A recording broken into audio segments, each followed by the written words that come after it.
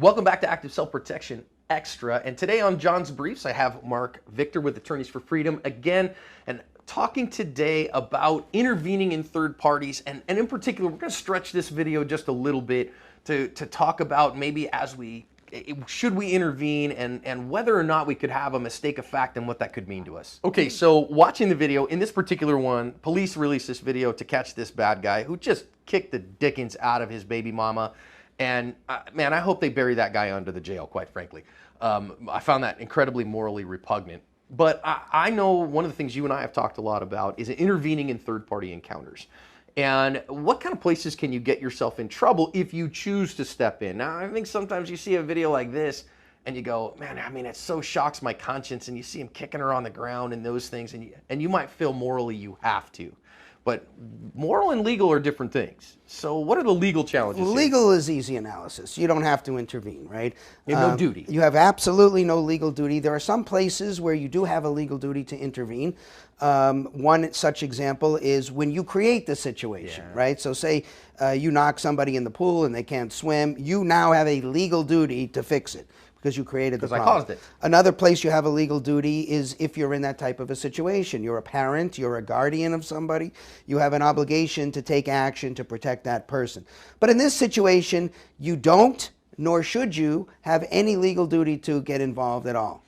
As a moral matter, I think you're a pretty disgraceful human being if you can't get involved in this. I'm sorry. We don't know if the homeowner was watching that Ring doorbell or those things, so we're going to assume not. But I mean, if you're watching somebody just beat the tar out of somebody else, I'm getting involved. I'm not thinking about it for another second.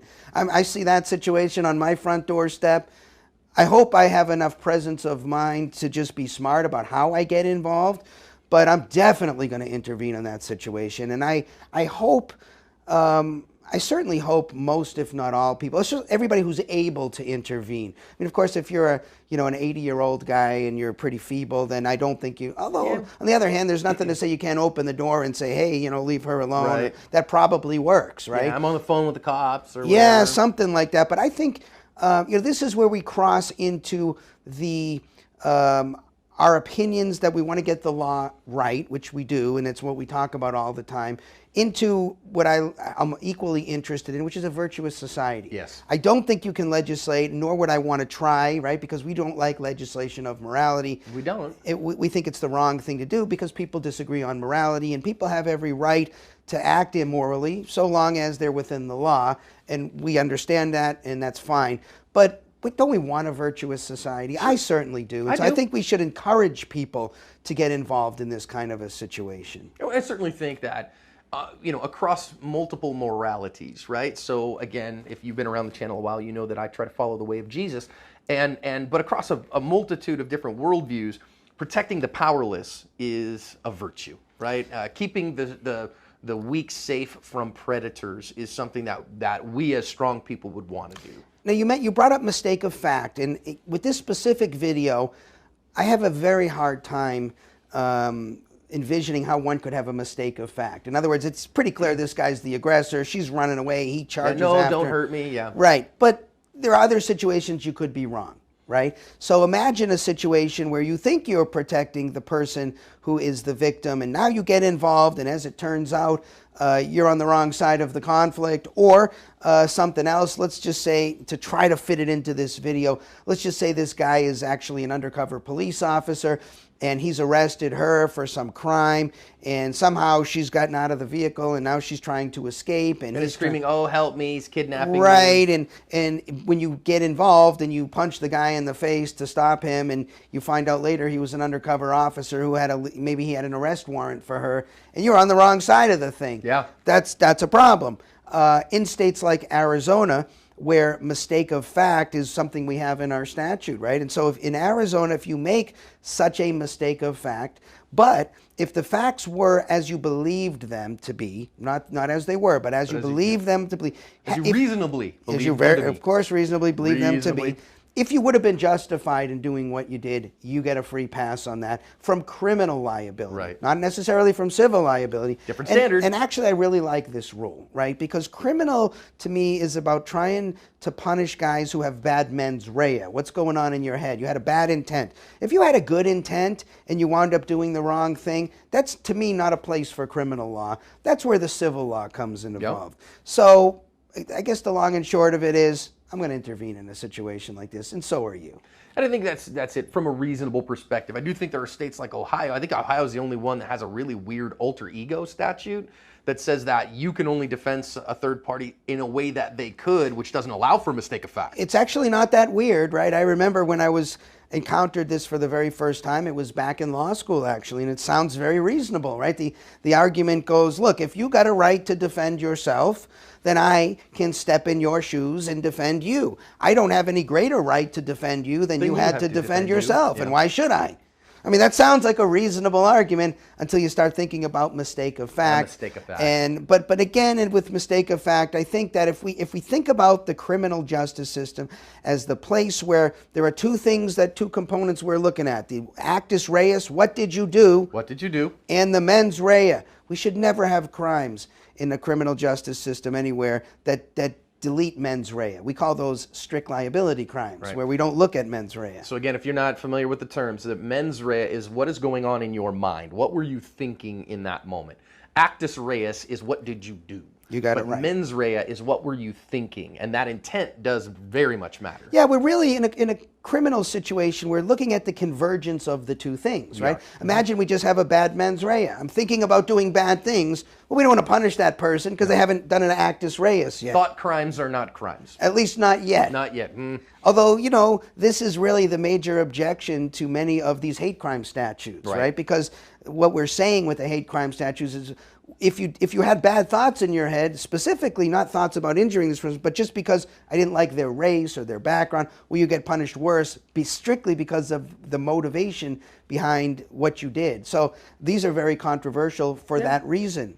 But technically, in the vast majority of crimes are like this. You have to have a convergence of the right actus reus, you had to do a certain thing, and the right mens rea, which can be, we describe in the criminal law normally as either you acted intentionally, knowingly, which is slightly different, recklessly, grossly negligent, or negligent. And normally, ordinary negligence is reserved for the civil world.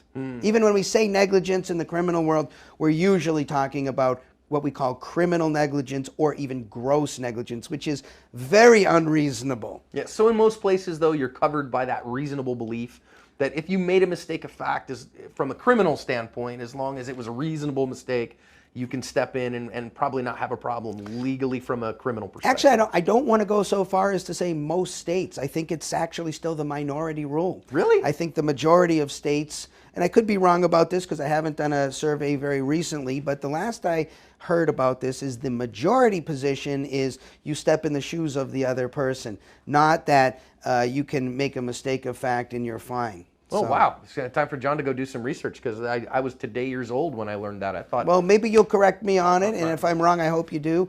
And so, but it's definitely the rule in Arizona. I know other states have that rule. But be careful and check on, we should have some understanding of what the law is in the state that you live in any event. And the other part of this, and I think it is the important part, difference between a legal duty and a moral duty. Totally. And I think that there should be a difference. I think that no legal duty to step into someone else's problem.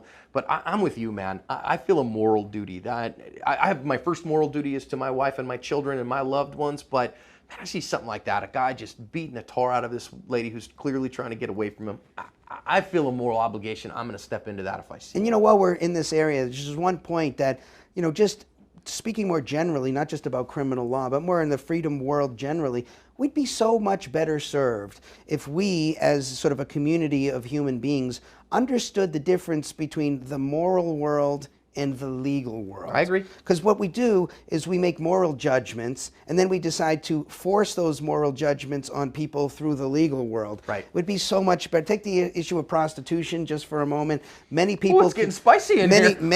Many people conclude that this is a moral wrong, right? And I'm not taking a position on that, but I've got a good friend who concludes that that is a immoral thing, but absolutely supports legalization of prostitution because he recognizes that his moral judgment shouldn't be in the law, and the rights of competent adults, and of course we're only talking about adults here, the rights of competent adults to exchange sex for money is their moral decisions, but not a matter of legality, because it doesn't violate the basic things that need to be violated for a legal rule, which is I'm trespassing on you or I'm putting you at risk in some way. So I think that, I hope people will just reflect on the difference between the very important and extensive, I do not mean to make light of the moral judgments in the moral world just because I'm saying they generally shouldn't be part of the legal world. That's the part where the rubber hits the road, right? The cops are going to take you away. We want that very small. Very small. And